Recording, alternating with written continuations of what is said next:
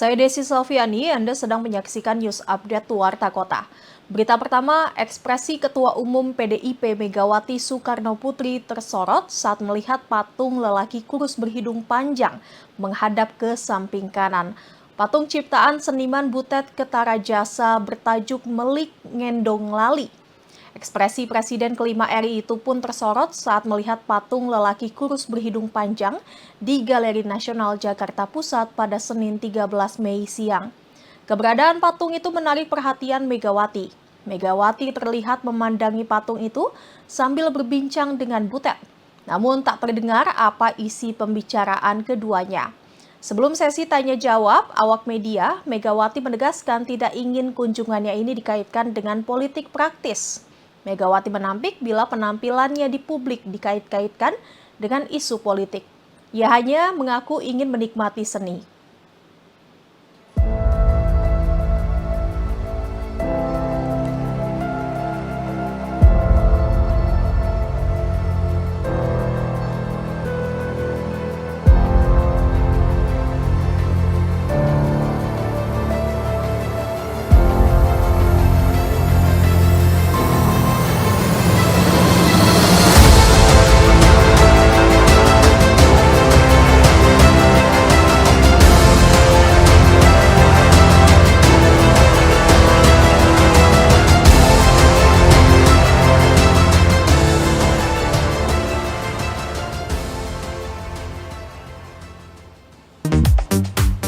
Kamu harus tahu, ini nih Pancasila. Saya dapat menikmati, langsung saya pikir, oh menurut pikiran saya, Pak Butet ini mengalirkan kemarahannya, tapi dengan sangat artistik, dengan luas, dengan sebuah kreativitas, imajinasi, yang mana ada contohnya, nggak ada lagi, ya cuman dia. Dengan zikir tadi dibilang, itu kan berarti dia menggunakan rohnya, masuk ke pikirannya. Tulis ini ya, kalau nggak nulis nanti saya protes. Loh ya loh, saya betulnya boleh protes sama kalian. Jangan saya dibully-bully. Kali ini saya nggak akan terima loh. Makanya saya suruh catat. Kamu catat dong, dia orangnya. Sama apa yang dia tanyakan. Dan saya udah janji pada diri saya, karena kalian anak muda, saya nggak akan mau lagi kalau ditanya terus supaya dapat berita aja. No, saya akan ajarkan kalian dengan budaya dan namanya karakter Indonesia. Ini apa? Seni. Ini apa? Budaya. Tahu apa tidak? Ayo. Roky Gerung menyebut Ganjar Pranowo dan PDIP kalah 2 kali apabila memutuskan merapat ke pemerintahan Prabowo Gibran. Hal itu diungkapkan Roky Gerung usai menjadi pembicara di Universitas Katolik Widya Mandira atau Unwira Kupang, Nusa Tenggara Timur atau NTT pada Minggu 12 Mei lalu. Roky Gerung menanggapi keputusan Ganjar Pranowo menjadi oposisi. Menurutnya hal itu wajar lantaran Ganjar adalah pihak yang kalah. Menurutnya aneh jika pihak kalah ikut orang yang menang. Apabila itu terjadi, kata Roky, maka Ganjar ataupun PDIP maka kalah 2 kali. Menurut Roky, sikap Ganjar untuk menjadi oposisi juga merupakan kemenangan bagi PDIP.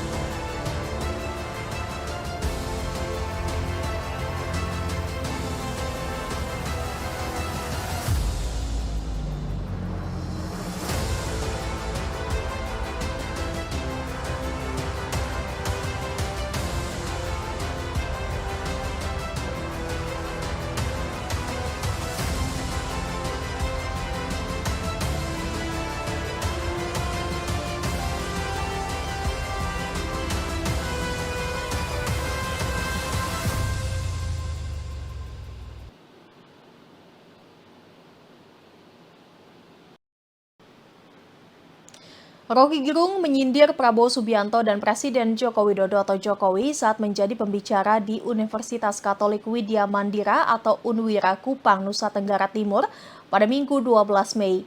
Ketika menjadi pembicara dan di atas panggung, suara handphone Roky Gerung terus berdering. Ia kemudian mengeluarkan ponselnya untuk melihat siapa sosok yang menelponnya. Terlihat Roky menolak panggilan tersebut. Kemudian Roky berseloroh menyebut panggilan itu dari Prabowo Subianto yang mengaku disuruh Jokowi untuk menelponnya. Celetuk mantan dosen di Universitas Indonesia itu kemudian mengundang gelak tawa peserta seminar. Kampanye persaingan antara Prabowo dan Jokowi. Satu waktu saya dengar kampanye Pak Jokowi. Kata Pak Jokowi, saya akan mencetak 20 juta hektar sawah. Oke. Pak Prabowo dengan cerdas menghalangi jalan pikiran itu. Dia bilang begini, Anda Pak Jokowi mau bikin sawah 20 juta hektar, airnya dari mana? Lalu Prabowo bilang, saya akan membangun 20 dam besar di Indonesia. Oke. Terjadi kompromi yang tidak disengaja di situ. Dua-dua nggak saling tahu. Jadi suatu ditanya begitu, saya bilang, waduh, kalau saya pilih Jokowi, dia akan ambil tanah saya untuk bikin separoh itu untuk bikin sawah. Kalau saya pilih Prabowo, separohnya dia akan ambil untuk bikin bendungan. Jadi dua orang ini akan mencaplok tanah saya. That's the logic of ecological mode of thought. Itu dasarnya kan. Kemampuan kita untuk mendalilkan. Apalagi pula ini ada telepon. Bentar.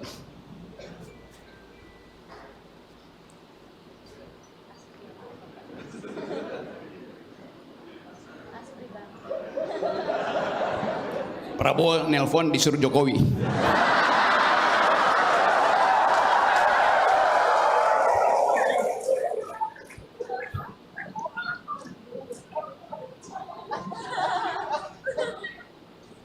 Mungkin ada intel di sini melaporkan ke istana.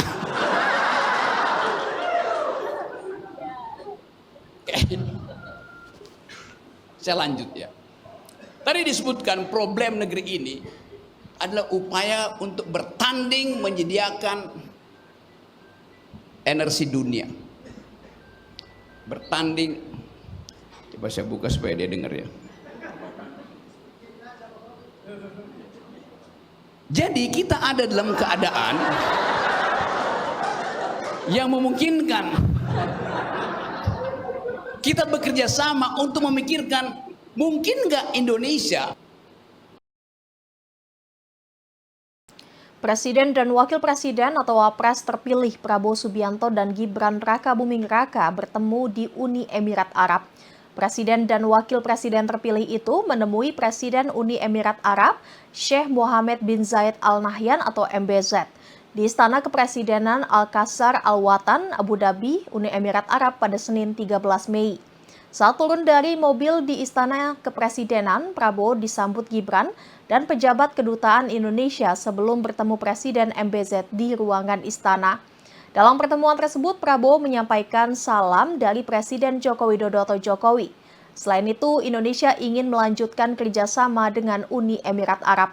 Menyambut hal itu, MBZ menyampaikan harapan terbaiknya untuk kemakmuran rakyat Indonesia dan Presiden Jokowi yang bersahabat.